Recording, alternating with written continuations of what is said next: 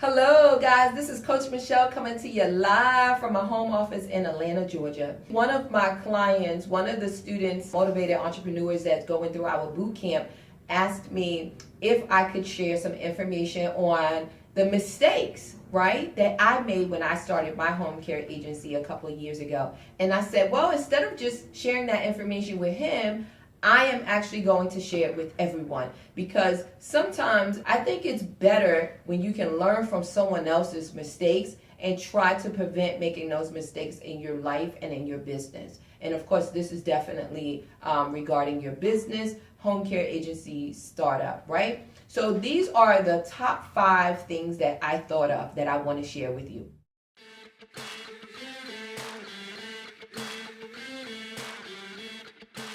When I started out, I didn't have a coach. I didn't have anyone to help me. So I literally had to do everything on my own, and just simply through the grace of God, praying and walking me through this thing, right? So the first thing is I invested in software way too soon. So there's a lot of great softwares out here for home care agencies. They're pretty expensive, most of them. And I say expensive because when you're starting out, you may not have an extra $200, $300 in your budget to begin with.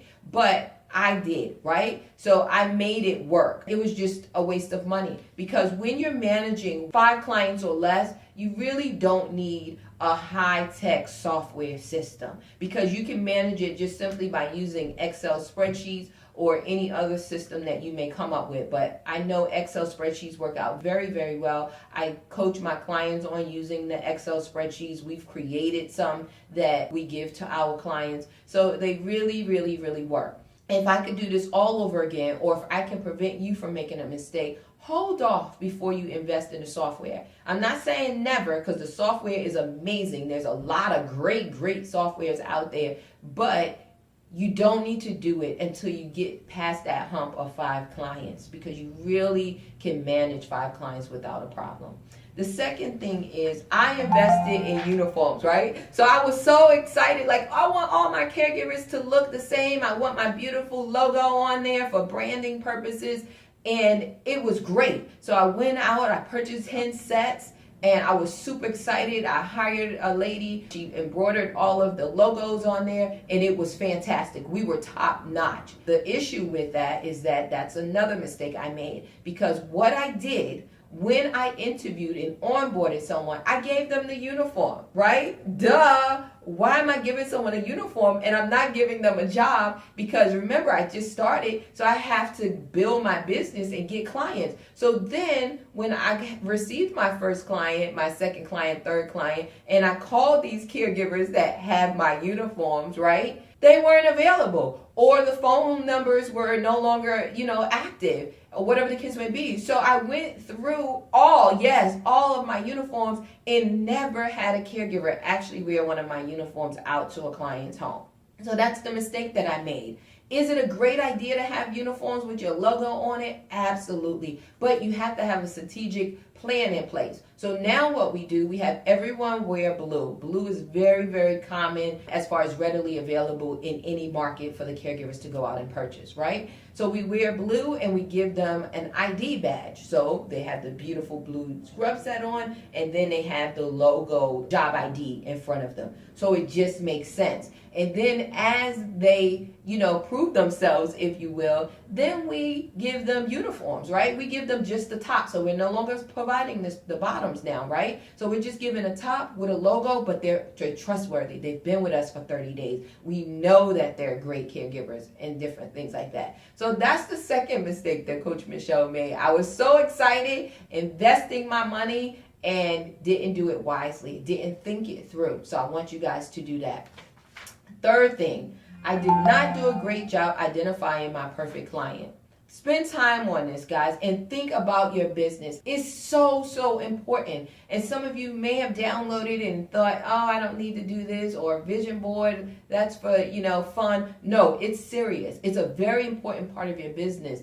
Manifest your desires, put your ideas, your goals on a board, right? And you can make it any kind of way you want. There's great examples in the free download, and you can do a lot of research online and find some. But it's very important, guys, because what I did when I said I did not do a great job identifying my perfect client, I just simply loved seniors. And I said, oh, I want to take care of seniors. I want to take care of your seniors. And when I created my business, my company's name had seniors in it, right? So it just eliminated so many other people. So as we started to grow and started getting feedback and being out in the community and things like that, we heard from people and they said, oh, well, my son needs care. My husband was in a car accident. Oh, blah, blah, blah, right? So I started hearing all these things, and we service individuals with disabilities. We service individuals with personal injury. We service young adults that need assistance, traumatic brain injuries, and all of those things. But my company's name said seniors. So all of those people that seen us on the internet, all of those people that heard about us through word of mouth, never called us because they thought we told them that we only worked with seniors. So we had to actually change our company's name. We had to go through a whole rebranding. We spent a lot of money, wasted a lot of money, because when we started, we had our marketing material, and as you guys may know or you'll learn, the higher the volume, the bulk, right? So if you buy 5,000 cars versus 250 cars, it starts to get cheaper. And the expectation is that we're going to need a lot of cars. We're going to need a lot of postcards. So why not go ahead and invest into this so we have them readily available to hand out and market and grow the business, right? So then when we had to change the name, we had to throw away all of that stuff, which was throwing away money. So that's the third thing, guys. Think about who your client is, the perfect client for you. If you're working with seniors, if you're working with young people, if you're working with pediatrics, if you're working with personal injury, if you're working with elective surgery clients, whatever it may be, think about that before you create your name. Please, I don't want you to go through the process that I went through of wasting money and having to rebrand, revamp, and all of those things. It's not only business cards, it's not only postcards, your website, and everything out there that you're doing from a marketing perspective. The fourth thing is I changed a high producing website because it wasn't beautiful. Guys, I used to be a decorator, so I am into aesthetics, and I love bling. As you guys see, I'm always some type of bling. I just love it. It makes me happy, and that's why I have it surrounded around me, because the bling makes me happy. So I hired someone to create a website for me, and it was very bland. When I tell you there was no bells, no whistles, it was bland.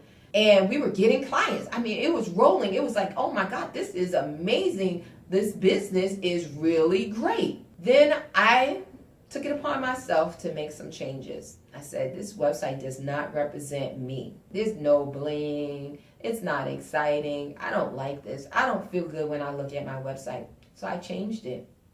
When I changed it, I messed up everything. I messed up all of the programming, the coding, the search engine optimization, the mega tags. When I tell you it was a mega mess, that's what it was. And then I contacted the company to say, hey, I'm not getting any leads. It's not working. And they said, well, let's look into it. And when they looked into it, they said, oh, well, someone changed everything. To put it back is $1,500 because it's like doing the site all over again. I said, no, I can't do that. I just could not mentally bring myself back to invest another $1,500 into a website. So then I started trying to fix it myself, started doing some research, different things like that. It never got back to where it was. We lost momentum.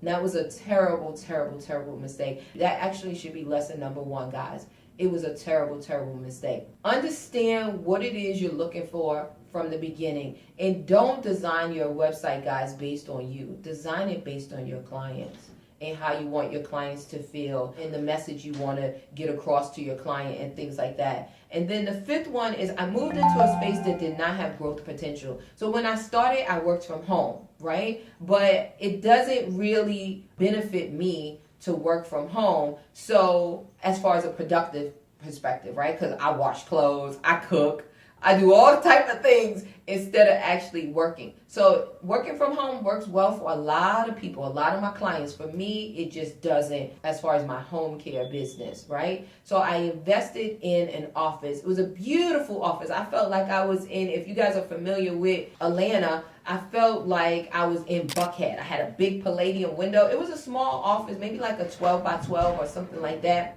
And I absolutely loved it. I was like, oh my God, I feel like I'm in Buckhead. It's beautiful, right? Again, beauty, beauty, beauty, beauty. That was my downfall in the previous lesson and in this lesson.